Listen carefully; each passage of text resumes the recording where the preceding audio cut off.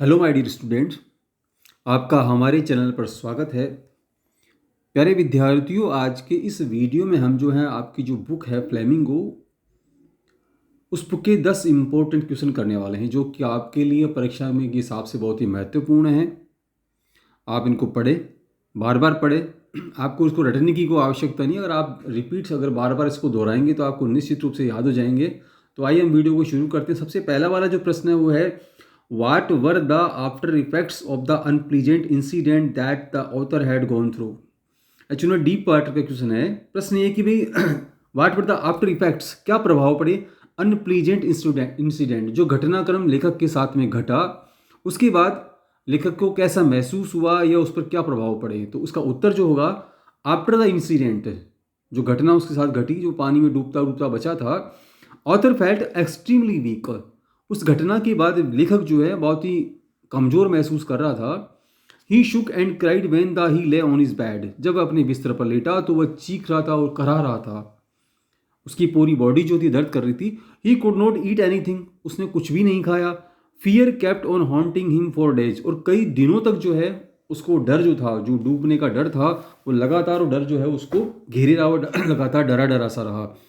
अगला वाला प्रश्न देखेंगे जो कहें, how is Mukesh attitude for his situations different from that of his family. How is Mukesh attitude, Mukesh का एटीट्यूड जो था टू हिज सिचुएशंस, उसकी जो दो दशा थी, उनकी जो कंडीशंस थी, different from that of his family, तो उसके परिवार से अलग क्यों थी। एक्चुअली में ये जो लो स्प्रिंग क्वेश्चन जो है पार्ट है उसका प्रश्न है। इसमें मुकेश नाम का जो लड़का है वो मोटर मैकेनिक बनना चाहता है। तो वह, उसका जन्म चूड़ी बनाने वालों के घर पर हुआ था, लेकिन फिर भी मोटर मैकेनिक बनना चाहता। तो इस प्रकार से डिफरेंट आई उत्तर देखेंगे इसका। Mukesh comes from a family of bangle makers, Mukesh जो है वह चूड़ी बनाने वालों के परिवार से है। अनलाइक हिज फैमिली मेंबर्स, अपने अन्य पारिवारिक सदस्यों से विपरीत या उसके अलग जो है, he does not want to cling on bangle making. He does not want, वह नहीं चाहता, to cling to bangle making, वह चूड़ी बनाने में जो उसका व्यवसाय है उसमें नहीं जाना चाहता। He wants to be the master of his own and motor mechanic, बल्कि में वह तो ही वांट्स, वह चाहता है, to be the master of his own, वह तो अपना खुद का मालिक बनना चाहता है, ए मोटर मैकेनिक बन करके, मोटर मैकेनिक बन करके अपना खुद का मालिक, मतलब खुद का काम करना चाहता है। तो इस प्रकार से मुकेश जो था डिफरेंट था। आइए हम अगला प्रश्न शुरू करते हैं। Which new idea do you gather from the lesson deep water, जो डीप वाटर पार्ट है उसे एक नया विचार, नया जो क्या भाव जो है आपके मन में आता है, ये प्रश्न है, हम क्या सीखते हैं उससे। तो deep water is vivid descriptions of an incident in which the narrator narrowly escaped death. Deep water जो है उसमें जिस घटना का वर्णन है उसमें जो लेखक है वह बिल्कुल मरते मरते बचा था। तो ही फाउंड दैट, उसने देखा कि death itself is not as fearful, मृत्यु खुद जो है इतनी भयानक नहीं होती, बल्कि में as the fear of death, बल्कि में उसका डर जो है वो बड़ा डरावना होता है या बड़ा भयानक होता है। ये बात जो है लेखक ने उससे सीखी। अगला वाला दिया अगला वाला प्रश्न जो है, what was the in ancient arrangement between the peasants and the landlords at Champaran. एक इंडिगो वाला पार्ट का प्रश्न है कि what was the ancient arrangement, क्या प्राचीन या पुरानी जो व्यवस्था चली आ रही थी बिटवीन द पीजेंट्स, किसानों और जो भूमि के जो मालिक थे, जो कि ब्रिटिशर्स थे उस समय, तो उनकी बीच में पुरानी क्या व्यवस्था चली जा रही थी। तो उत्तर देखेंगे हम, most of the arable land there was divided into the large estate by owned by Britishers. Most of the arable land, Champaran की जो अधिकांश उपजाऊ जमीन थी वो there was divided into large estate, में बड़े बड़े जो भूभाग में डिवाइडेड थी, ओन्ड बाय ब्रिटिशर्स, और उस पर जो जमीन के जो मालिक थे वो अंग्रेज थे।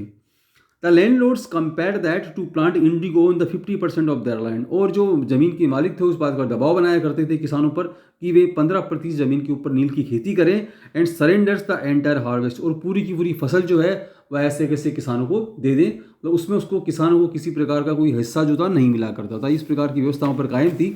आइए स्टूडेंट्स हम अगला प्रश्न देखेंगे, पांचवा जो है, पांचवा प्रश्न है, why was he amused by the idea of the world being rat traps. ये एक्चुअली में रैट ट्रैप्स पार्ट से है। वो जो भिखारी जो था ये अम्यूज, वह आनंद हो जाया करता था, बड़ा खुश रहा करता था इस विचार से। किस विचार से? The idea of the world being rat traps, कि ये पूरा का पूरा संसार जो है एक प्रकार की चूहेदानी, तो इस आइडिया से किस प्रकार से वो भिखारी आनंद हुआ करता था। तो उत्तर देखेंगे the peddler sold rate traps for livelihood. वह पैडलर जो भिखारी था वह अपने जीवन यापन करने के लिए चूहेदानी बेचा करता था। The world had been very unkind to him. ये संसार जो था उसके प्रति बड़ा निर्दयी था, निष्ठुर था। He did not like the world at all.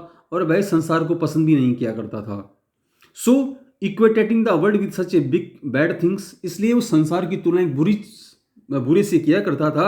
As a rat traps amused him. और इसलिए संसार को वह चूहेदानी मान करके बड़ा आनंदित या एक प्रकार से अपने आप को संतुष्टि दिलाया करता था।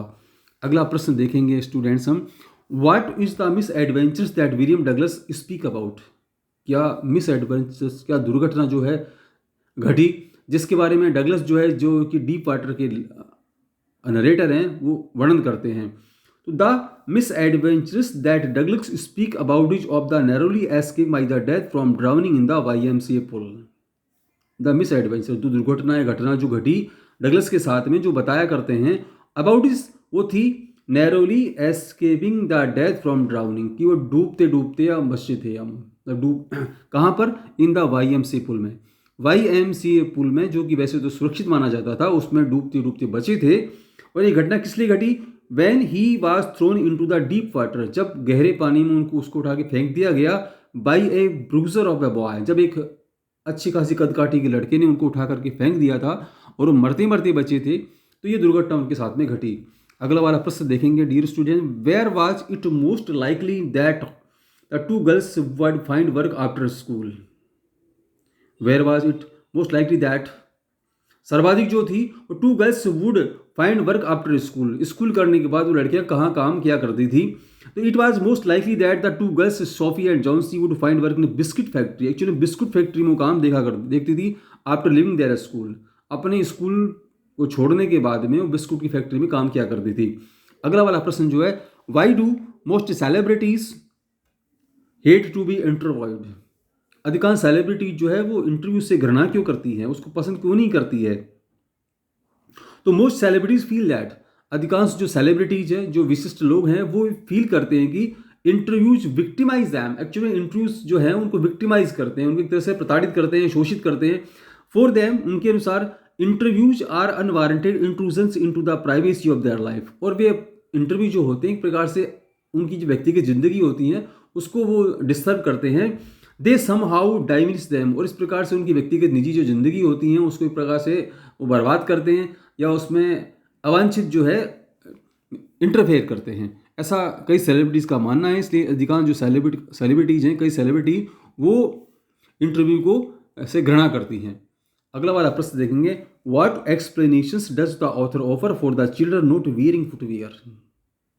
व्हाट एक्सप्लेनेशंस, क्या विवरण जो है या क्या व्याख्या, क्या बात बताते हैं, डज द ऑथर ऑफर, लेखक जो है वो प्रस्तुत करता है, फॉर द चिल्ड्रन, बच्चों के लिए, नॉट वियरिंग फुटवियर, जो बच्चे जूते चप्पल नहीं पहनते, नंगे पैर रहते हैं, तो उनके लिए लेखक की तरफ से क्या व्याख्या की जाती है।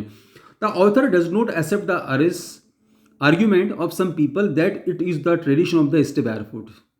लेखक जो है वो इस बात से सहमत नहीं होती है कि जो कुछ लोग जो इस बात का तर्क देते हैं कि भाई ये उनकी परंपरा है, उनकी प्रथा है कि नंगे पैर रहना, तो इस बात से सहमत नहीं होती है। एक्चुअली में उसका मानना है, सी कंसीडर्स, उसका ये मानना है कि a perpetual state of poverty is the main reason of their being barefoot. Actual में कंसीडर्स, उसका ये मानना है कि एक परपीचुअल स्टेट, बहुत ही गरीबी की स्थिति जो है वो poverty is the main reason, वह मुख्य कारण है ऑफ देयर बीइंग बैरफुट। उनका नंगे पांव रहने का जो मेन कारण है वो ये कि उनके पास इतनी गरीबी है कि उनके पास चप्पल पहनने के लिए पैसे ही नहीं हैं, इस वजह से वो नंगे पैर रहते हैं, ऐसा लेखिका का मानना है।